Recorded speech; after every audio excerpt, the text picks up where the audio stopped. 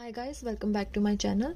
आज हम बात करेंगे एमएचसी के बारे में, that is major histocompatibility complex, जिसको एचएलई भी बोलते हैं, ह्यूमन ल्यूकोसाइट एंटीजन, क्योंकि इनिशियली ये ल्यूकोसाइट्स पे मिले थे।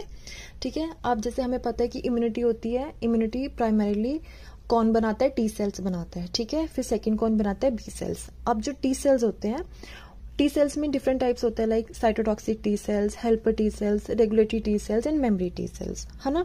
तो इन सेल्स का काम होता है कि जो भी पैथोजेंस या माइक्रोब्स आ रहे हैं बॉडी के अंदर, उनको रिकॉग्नाइज करना और उनको किल करना। ठीक है, तो इनमें एक इम्पॉर्टेंट चीज ये भी है कि they have to differentiate between self and non self antigens. ठीक है, उसमें सबसे इम्पॉर्टेंट रोल एमएचसी का होता है, क्योंकि एमएचसी डिफरेंशिएट करता है between self and non self cells. तो ये जो एमएचसी मॉलिक्यूल्स होते हैं, इनका जो जीन एनकोड करते हैं, उनका जो क्लस्टर होता है वो प्रेजेंट होता है स्मॉल सेगमेंट ऑफ क्रोमोसोम 6 के ऊपर।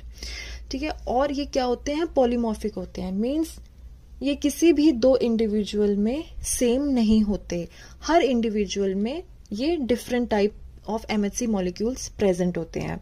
ठीक है, तो इनका जो कॉम्प्लेक्स होता है उस पे एक साइट होती है जहां पे पेप्टाइड डिस्प्ले होता है। ठीक है, वो पेप्टाइड डिस्प्ले करके क्या होता है कि जो भी टी सेल्स है वो उसको रिकॉग्नाइज कर लेते हैं और उस सेल को अटैक करते हैं। ठीक है, अब जो ये एमएचसी मॉलिक्यूल्स होते हैं, इसकी दो मेजर क्लासेस होती हैं। एक होता है क्लास 1 एमएचसी मॉलिक्यूल और एक होता है क्लास 2 एमएचसी मॉलिक्यूल। जो क्लास 1 है पहले, वो एक्सप्रेस होता है न्यूक्लिएटेड सेल्स पे और प्लेटलेट्स पे। तो ये जो कॉम्प्लेक्स होता है ये ना एक्स्ट्रा सेलुलरली प्रेजेंट होता है। देखो यहाँ पे ये है प्लाज्मा मेम्ब्रेन और ये है साइटोप्लाज्म, और ये सेल के बाहर होता है कॉम्प्लेक्स। इसमें दो चेन्स होती हैं, एक होती है अल्फा चेन, एक होती है बीटा 2 माइक्रोग्लोबुलिन। जो बीटा 2 माइक्रोग्लोबुलिन है वो स्मॉलर चेन होती है और नॉन पॉलीमॉर्फिक होती है, मीन्स इस वेरी नहीं करती। बट जो अल्फा चेन होती है वो हैवी चेन होती है और पॉलीमॉर्फिक होती है। ठीक है, इसको जो जीन्स एनकोड करते हैं वो होते हैं HLA-A, HLA-B एंड HLA-C। इसके अंदर 3 डोमेन है, एक है अल्फा 1, अल्फा 2 और अल्फा 3। ठीक है, जो अल्फा 1 और अल्फा 2 है वो यहाँ पे एक क्लेफ्ट बनाते हैं पेप्टाइड के लिए, ताकि यहाँ से पेप्टाइड रिकॉग्नाइज हो सके। ठीक है, और जो अल्फा 3 होता है वो बाइंडिंग साइट होती है CD8 के लिए। ठीक है, तो क्या होगा कि जैसे कि यहाँ पे कोई भी नॉर्मल प्रोटीन है या कोई वायरस है, ठीक है, उसकी यहाँ पे डिग्रेडेशन होगी। ठीक है, उसमें से पेप्टाइड जाके ट्रांसपोर्ट करेगा इनटू द ER, वहां से वो बाइंड करके किसके साथ बाइंड करेंगे? क्लास 1 एमएचसी के साथ बाइंड करेंगे। ठीक है, बाइंड करने के बाद ये जो बीटा 2 माइक्रोग्लोबुलिन है वो अल्फा चेन के साथ क्या बनाएगा? एक स्टेबल कॉम्प्लेक्स बनाएगा। वो कॉम्प्लेक्स बनाने के बाद जो यहाँ पे पेप्टाइड था ER के अंदर, वो ट्रांसपोर्ट हो जाएगा टू द सेल सरफेस। ठीक है, सेल सरफेस पे ट्रांसफर हो गया।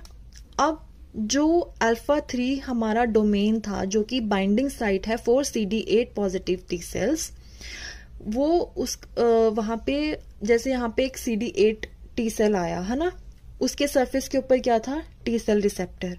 अब ये जो टी सेल रिसेप्टर है वो इस CD8 बाइंडिंग साइट को रिकॉग्नाइज करेगा और यहाँ पर आके बाइंड कर जाएगा।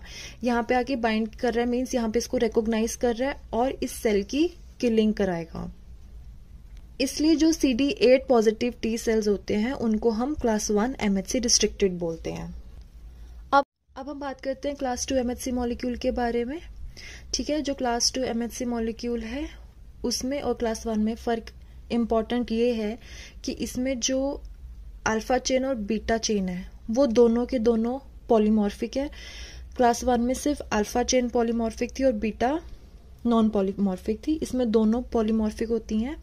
ठीक है, और एक्स्ट्रा सेलुलरली प्रेजेंट है ये भी, और इनके अल्फा के और बीटा के दोनों की दो डोमेन्स है, अल्फा 1, अल्फा 2, बीटा 1, बीटा 2। इसमें जो जीन एनकोड करता है वो कहाँ पे होता है? HLA-D में, जिसके 3 सब रीजन्स है, HLA-DP, HLA-DQ एंड HLA-DR।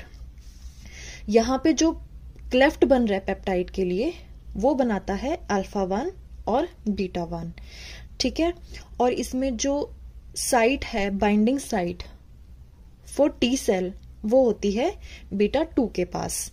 तो क्लास 2 मॉलिक्यूल्स उन एंटीजेंस को प्रेजेंट करते हैं which are derived from the extracellular microbes, ठीक है, या फिर proteins which are followed by internalisation.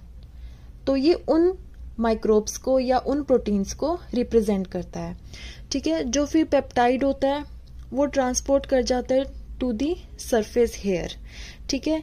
यहाँ पे मैंने बताया कि बीटा 2 जो डोमेन है वहां पे बाइंडिंग साइट होती है CD4 के लिए। अब this site is recognized by the CD4+ T cell, and so CD4 positive T cells are called class 2 MHC restricted। अब मैंने बताया कि पहले मैंने बताया था कि जो MHC मॉलिक्यूल्स हैं वो पॉलीमॉर्फिक होते हैं, किसी भी दो इंडिविजुअल्स में सेम नहीं करते हैं। इसलिए जब भी ट्रांसप्लांट करनी होती है, कोई भी ऑर्गन करना होता है, तो दोनों डोनर का और रेसिपिएंट का MHC मॉलिक्यूल्स जो होते हैं वो मैच करने चाहिए, अदरवाइज ग्राफ्ट रिजेक्शन हो जाता है, ठीक है। बट जो MHC मॉलिक्यूल्स हैं वो इम्यूनिटी में भी बहुत ज़्यादा हेल्प करते हैं, ठीक है। दे मेक श्योर कि जो इम्यून रिस्पॉन्स आ रहा है वो करेक्ट होना चाहिए। अगर तो CD8 positive T cells activate हो रहे हैं तो वो किनको टारगेट करते हैं, वो साइटोप्लाज्मिक माइक्रोब्स को या फिर ट्यूमर एंटीजेंस को टारगेट करते हैं। और जो हेल्पर T सेल्स होते हैं वो सेल मीडिएटेड एंटीबॉडी प्रोडक्शन करवाते हैं और मैक्रोफेज एक्टिवेशन करवाते हैं।